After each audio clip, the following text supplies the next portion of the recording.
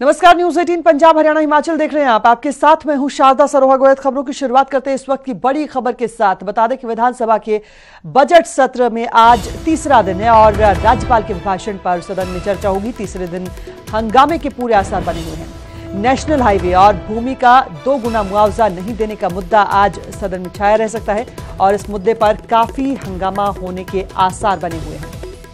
हिमाचल विधानसभा के बजट सत्र का आज तीसरा दिन है और तीसरे दिन भी हंगामे के आसार बने हुए हैं।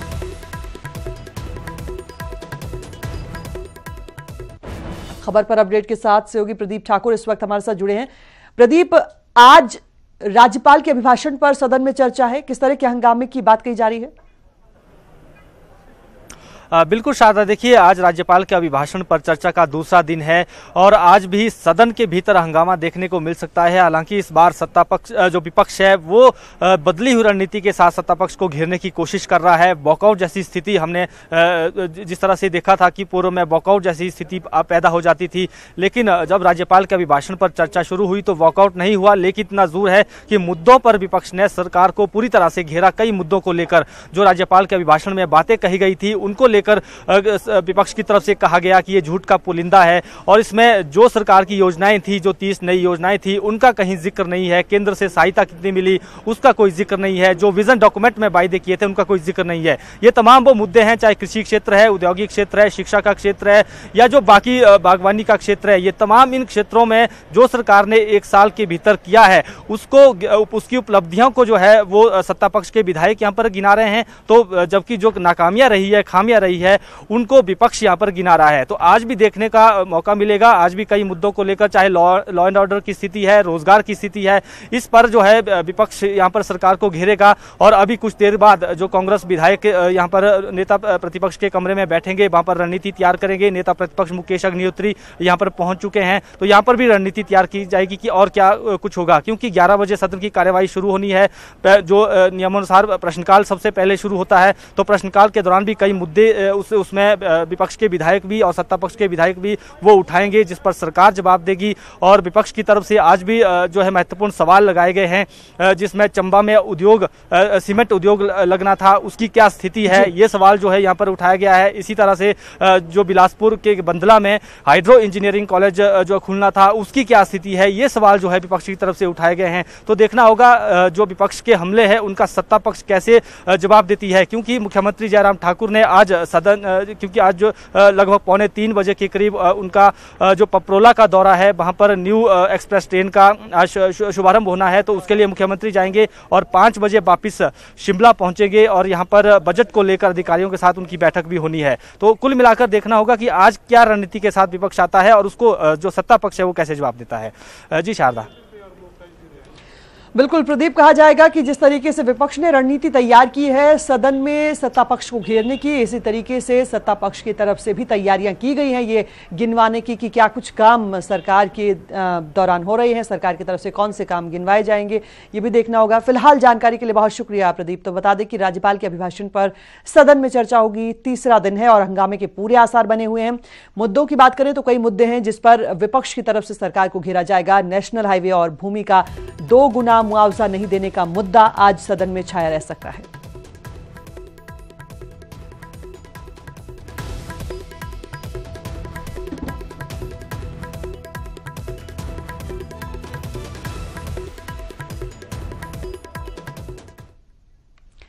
हालांकि आज सदन का तीसरा दिन है, लेकिन बता दें कि दूसरे दिन ही राज्यपाल के अभिभाषण पर चर्चा तो शुरू हो गई थी, लेकिन चर्चा के दौरान सदन में खूब हंगामा भी हुआ।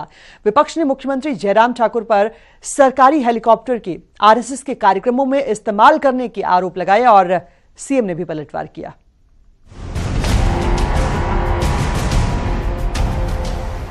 हिमाचल विधानसभा के बजट सत्र का दूसरा दिन खूब हंगामेदार रहा। विपक्ष ने मुख्यमंत्री पर सरकारी हेलीकॉप्टर के गलत इस्तेमाल के आरोप लगाए। नेता विपक्ष मुकेश अग्निहोत्री ने आरोप लगाया कि सीएम ने सरकारी हेलीकॉप्टर को टैक्सी बना दिया है और इसका इस्तेमाल आरएसएस के कार्यक्रमों के लिए किया जा रहा है। मुख्यमंत्री दिल्ली जाते रहे, बार बार दिल्ली जाते रहे, 100 दौरे कर दिए, प्रधानमंत्री को हिमाचल ले आए, लेकिन कोई बात हल नहीं हुई। ना कर्ज माफ़ हुआ, ना पैकेज मिला, ना इंडस्ट्रियल पैकेज मिला।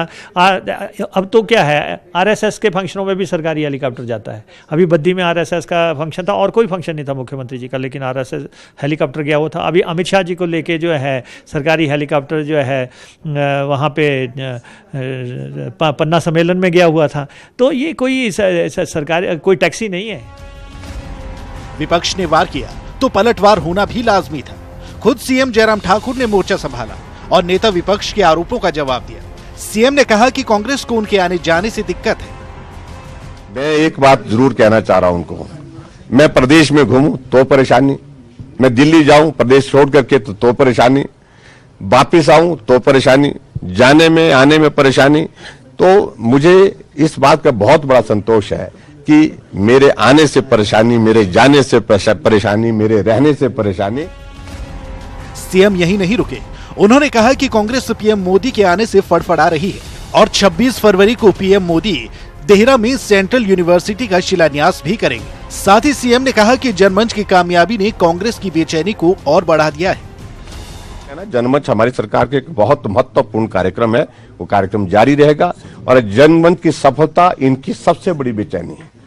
सबसे बड़ी बेचैनी का कारण जो है जनमंच है, जहां लोग हजारों की तादाद में आते हैं, अपनी समस्याओं का जिक्र करते हैं।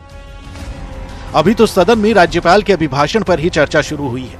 इसी दौरान सत्र में इतना हंगामा और आरोप प्रत्यारोप लग रहे हैं तो जाहिर है आगे सदन में और भी कई मुद्दों पर गर्मागर्मी रहने की उम्मीद है। शिमला से प्रदीप ठाकुर, न्यूज़ 18 हिमाचल। वहीं अनुपूरक बजट भले ही विधानसभा में पास हो गया है, लेकिन इस पर सियासत भी शुरू हो गई है। कांग्रेस ने बजट पर सवाल उठाए हैं तो सीएम जयराम ठाकुर ने कहा कि अभी अनुपूरक बजट पास हुआ है और ये अंतरिम बजट नहीं है। नहीं, देखिए, अनुपूरक बजट जो है, आप सारा साल जो है एक रेगुलर बजट पास करते हैं, उसके बाद आप अनुपूरक बजट बहुत भारी भरकम ले आते हैं। हमारा ये है कहना है कि मुख्यमंत्री जाके अनाउंसमेंटें करते रहते हैं और उसको बाद में चोर दरवाजे से जो है पास किया जाता है। तो जो है ये कोई डिस्क्रिशनरी ग्रांट नहीं है बजट कि कहीं भी जाके मुख्यमंत्री घोषणा करते रहें हैं। तो इसलिए जो है कोई बहुत लिमिटेड सी बात होनी चाहिए, लेकिन इतने बड़े पैमाने पे आप सप्लीमेंट्री डिमांड्स लाते हैं। एक सप्लीमेंट्री बजट जो होता है, जब सरकार का रेगुलर बजट आना होता है, उससे पहले खर्चे को वस्तु स्थिति क्या है खर्चे की, वो सारी चीज का एक डॉक्यूमेंट होता है, उसका प्रस्तुतिकरण हाउस में होता है, उसका पारण होता है। और सप्लीमेंट्री बजट हमने पिछले कल प्रस्तुत किया था और आज उसका पारण हुआ है। और मुझे लगता है कि जिस प्रकार से कुछ अनावश्यक रूप से उसमें कि भाई ये होना नहीं चाहिए, पहले क्यों नहीं पता लगा, इन सारी चीजों का कोई मतलब नहीं होता है। एक व्यवस्था है, उस व्यवस्था के अनुसार जो सप्लीमेंट्री बजट लाया जाता है कि एक्चुअल खर्चा ये हुआ है। तो एक्चुअल खर्चा जो आया है उसको हमने प्रस्तुत किया है और प्रस्तुत करने के बाद आज उसका पारण।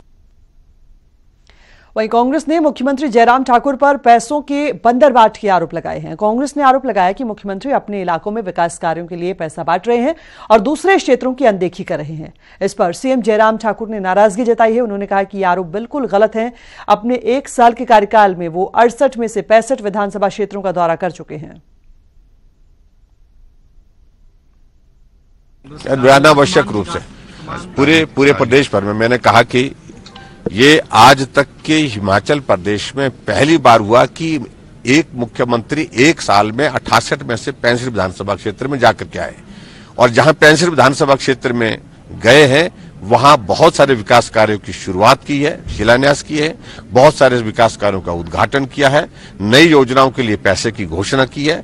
तो इसलिए बंदरबाट की बात तो तब होती अगर मैं कुछ चुनिंदा कुछ विधानसभा क्षेत्र में जाता हूं, और मुझे लगता है कि इसमें राजनीति करने की आवश्यकता नहीं।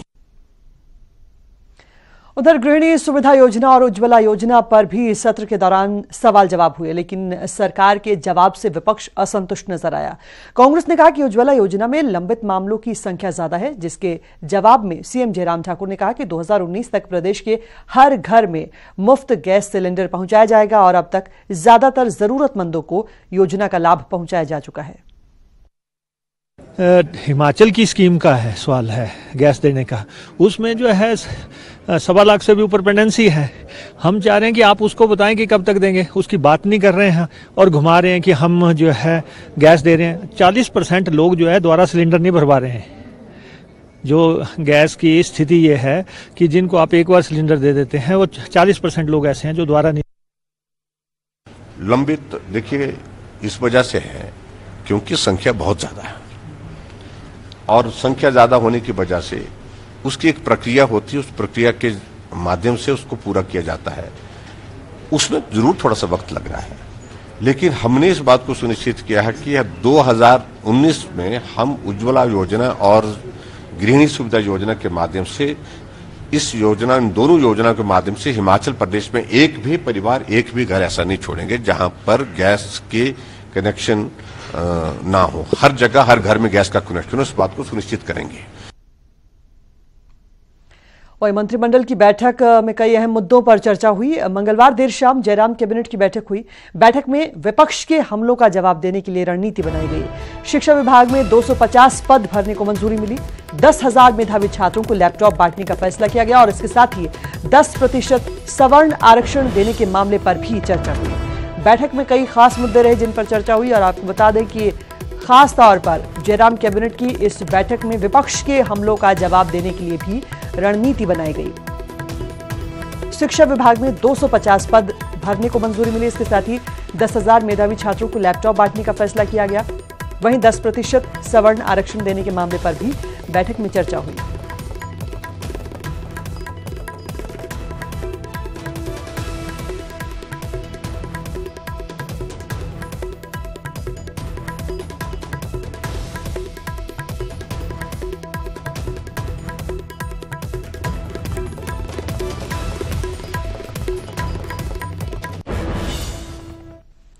और देश की पहली ई विधान प्रणाली से लैस हिमाचल विधानसभा में कदम आगे बढ़ाते हुए ई विधान दिशा निर्देश विवरणिका और ई विधान एप्लीकेशन की शुरुआत की गई है। सीएम जयराम ठाकुर ने इसका विधानसभा में शुभारंभ किया। इस दौरान विधानसभा अध्यक्ष डॉक्टर राजीव बिंदल, संसदीय कार्य मंत्री सुरेश भारद्वाज, शहरी विकास मंत्री सरवीण चौधरी भी मौजूद रहे और मुख्यमंत्री ने कहा कि राज्य विधानसभा की ये कोशिश सराहनीय है। 9 फरवरी को पेश होने वाला बजट ई विधान ऐप के जरिए ऑनलाइन सुना जा सकेगा।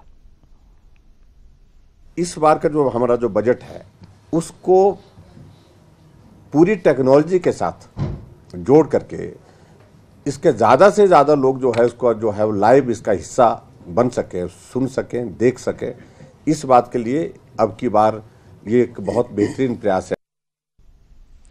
और अब बात करते हैं हिमाचल पुलिस कांस्टेबल की। पुलिस कांस्टेबल वो धुरी है जिस पर आम जनता की सुरक्षा और कानून व्यवस्था बनाए रखने की सबसे बड़ी जिम्मेदारी होती है। लेकिन आपको जानकर हैरानी होगी कि जिनके मजबूत कंधों पर यह अहम जिम्मेदारी है उनमें से हजारों ऐसे हैं जो खुद मानसिक प्रताड़ना का शिकार हैं। सत्ता के डंडे से सबसे ज्यादा प्रताड़ना का शिकार पुलिस कांस्टेबल ही हैं। आज से ही नहीं बल्कि कई दशकों से महिला और पुरुष पुलिस कांस्टेबल शारीरिक और मानसिक रूप से यातनाएं झेल रहे हैं। जी हां, पूरी जिम्मेदारी के साथ हम ये कह रहे हैं। पुलिस कांस्टेबल की ड्यूटी के लिए नियम तो हैं, लेकिन वो कागजों पर ही है। नियम 8 घंटे की ड्यूटी का है, लेकिन एक कांस्टेबल औसतन 12 से 13 घंटे ड्यूटी दे रहा है। कई बार तो 24 से 48 घंटे की ड्यूटी हो जाती है। शरीर जवाब दे जाता है, लेकिन वर्दी का फर्ज थकने नहीं देता।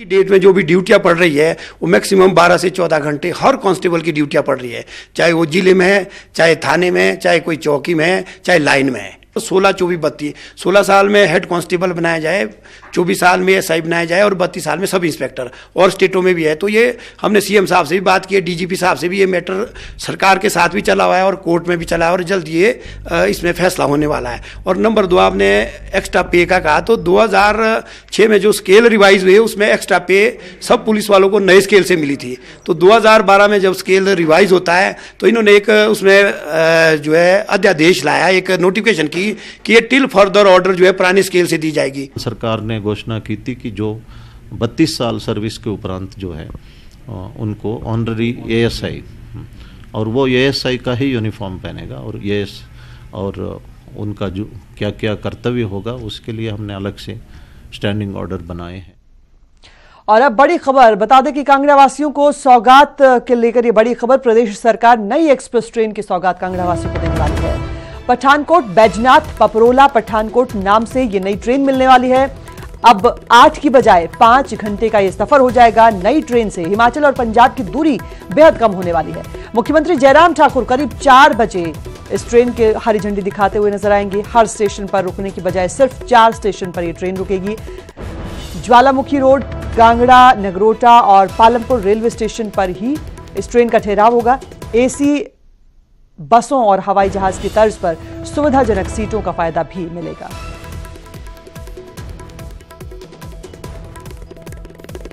खबर पर अपडेट के साथ सहयोगी विचित्र शर्मा हमारे साथ जुड़े हैं। विचित्र, इस सौगात के मायने क्या होंगे हिमाचल और पंजाब के लोगों के लिए? देखिए शारदा, यूं तो अगर इससे हटकर बात की जाए तो यहाँ के लोगों को काफी लंबे अरसे से जो है वो डबल लेन और ब्रॉडगेज की डिमांड थी, लेकिन उससे हटकर जो है अभी एक नई सौगात जो है वो एक ट्रेन के रूप में इनको जो कांगड़ा वासी हैं उनको दी है कि अब जो 8 घंटे का इनका जो सफर उस ट्रेन में होता था, जो ट्रेन यहाँ से चलती हैं, जो 5 ट्रेनें पहले से 142 किलोमीटर के इस ट्रैक पर दौड़ती हैं, तो उनका जो 8 घंटे का जो सफर था उनको 5 घंटे में करने की कोशिश की गई है शारदा। और ये जो है ये एक स्पेशल ट्रेन का नाम इसको दिया गया है, क्योंकि एक पहली दफा सरकार इतना बड़ा इनिशिएटिव ले रही है, तो इसको सौगात का रूप का एक नाम दिया गया है कि एक बड़ी सौगात है। और इस सौगात में बड़ी खास बात यह है कि अब जो सफर पहले काफी लंबे समय तक चलता रहता था वो 5 घंटे में होगा। और जो ये 4 डिब्बे जो स्पेशली बनाए गए हैं वो भी एक अलग तरह से होंगे, मतलब एक अलग अंदाज उनका होगा। जो तरह से पहले ही बताया गया है कि किस तरह से वो हवाई जहाज और जो एसी बसेज होती हैं उनकी तर्ज पर जो है उनकी जो चेयर्स होंगी, और साथ में एक आरामदायक जो स्लीपर क्लास की वहाँ पे होगी। तो ये जो डिब्बे इसमें शामिल किए गए, तो कहीं ना कहीं कांगड़ावासी जो है अब इस जो ट्रेन में जो एक नई तरीके से जो वो सफर कर पाएंगे और एक आरामदायक सफर भी इसमें कर पाएंगे। और इसका जो उद्घाटन है वो आज शाम को ही 4 बजे मुख्यमंत्री करेंगे, क्योंकि बजट सत्र चल रहा है, तो बजट सत्र के एक बिजी शेड्यूल से भी मुख्यमंत्री अपना वक्त निकालेंगे और शाम को 3:45 बजे जो है वो पपरोला पहुंचेंगे और पपरोला से जो है वो हरी झंडी इस ट्रेन को दिखाएंगे। हाँ, आपने जैसा कहा कि पंजाब और हिमाचल के लिए क्या मायने हो सकते हैं, तो ये बड़े मायने अगर इसमें देखे जाएं तो ये की शुरुआत है जो कि काफी लंबे समय तक जो है वो ठंडे बस्ते में थी, और ये शुरुआत हुई है। और पंजाब के पठानकोट से लेकर कांगड़ा और जोगिंद्रनगर तक किस तरह से लोगों को ट्रेन के जरिए जोड़ा जाए, ये एक शुरुआत है और देखते हैं कि ये शुरुआत कितना रंग लाती है। बिल्कुल विचित्र, बहुत शुक्रिया तमाम जानकारी के लिए। तो बता दें कि 8 घंटे की बजाय 5 घंटे का सफर होगा। जाहिर तौर पर समझा जा सकता है कि हिमाचल और पंजाब की दूरी काफ़ी कम हो जाएगी। लोगों के लिए बेहतर बात यह है कि ये ट्रेन हर स्टेशन पर नहीं रुकेगी, सिर्फ 4 स्टेशन पर ठहराव होगा और इसकी वजह से लोगों का जो सफर है उसका वक्त कम हो जाएगा।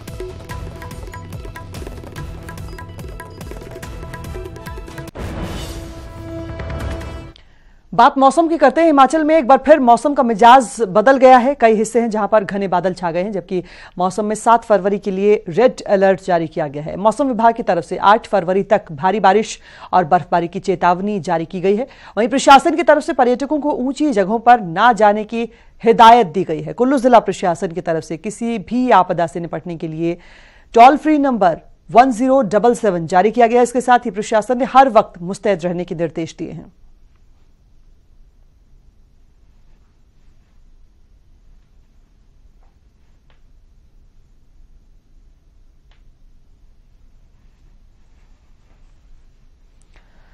रेड अलर्ट हिमाचल में है और अब एक बार फिर से मौसम का मिजाज बदला है। मौसम विभाग ने अलर्ट जारी किया है और एक बार फिर से भारी बारिश बर्फबारी की चेतावनी मौसम विभाग की तरफ से दी गई है। जाहिर तौर पर स्थानीय लोग पिछले लंबे वक्त से परेशान इस बात से चल रहे हैं, क्योंकि बर्फबारी की वजह से तमाम परेशानियां लोगों को झेलनी पड़ रही हैं। बहरहाल आज के अगर मौसम की बात करें तो समझना चाहेंगे, सहयोगी सचिन हमारे साथ जुड़ रहे हैं मनाली से। सचिन, रेड अलर्ट जारी किया गया है, मौसम के फिलहाल क्या कुछ हालचाल? जी हाँ, शायद बात कर रही थी प्रीतनगरी मनाली, तो मनाली में आज भी जो है यहाँ पे जो घाटी में बादल छाए हुए, हालांकि जो ऊपरी क्षेत्र है वहाँ पे बर्फबारी जो है हल्की बर्फबारी वहाँ पे जारी है। हालांकि जिस तरह का मौसम यहाँ पे बना हुआ है, पिछले कल भी यहाँ घाटी में जो बादल छाए हुए थे, लेकिन उसके बाद जो है ऊपरी क्षेत्रों में वहाँ पे बर्फबारी का दौर जो वो जारी था। उसी तरह का आज के दरमियान भी जो है ऊपरी क्षेत्रों में बर्फबारी का दौर जारी है।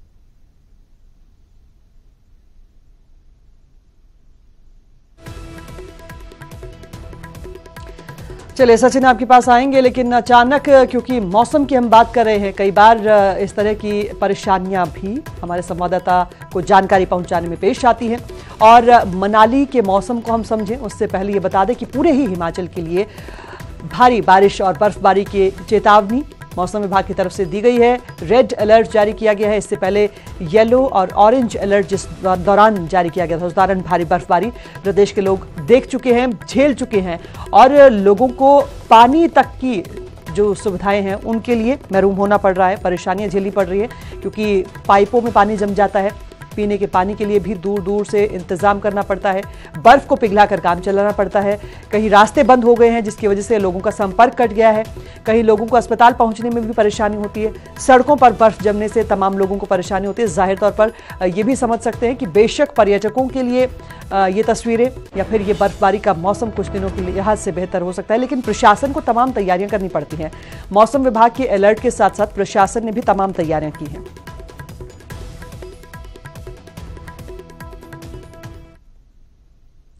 चलिए फिलहाल इसी के साथ इस बुलेटिन में इतना ही, लेकिन आगे देखिए हरियाणा से जुड़ी तमाम खबरें अपना हरियाणा में जल्द हाजिर होते हैं। बने रहें हमारे साथ।